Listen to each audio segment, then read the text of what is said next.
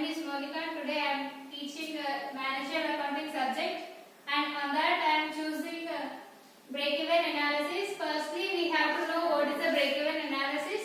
A break-even analysis means a point of sale.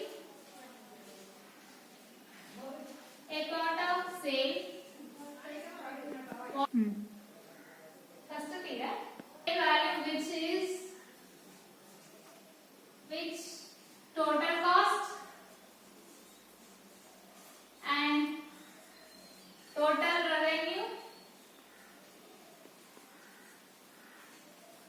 revenue are equal at a point.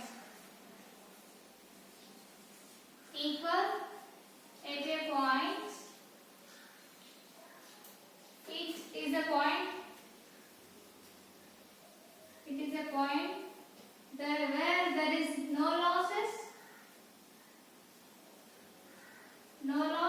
and no profits. This point we can call, this point is called break-even analysis or break-even point.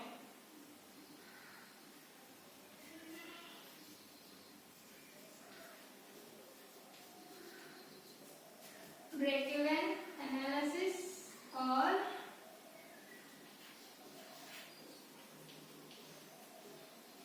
equilibrium point also. Equilibrium point.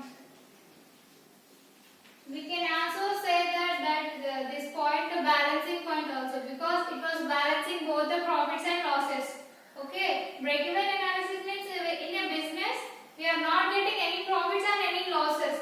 That we can call break-even analysis. Mainly we are doing the business, main motto is to get the profits, right? But in our business we will get profits and losses, and we will not get any profits and any losses. That situation we can call break-even point. Okay? Break-even analysis means nothing. There is no profits and no losses. Let's see, assumptions are there. Assumptions. We have 4 assumptions mainly. These 4 assumptions are very important in break-even analysis. First is total cost suggested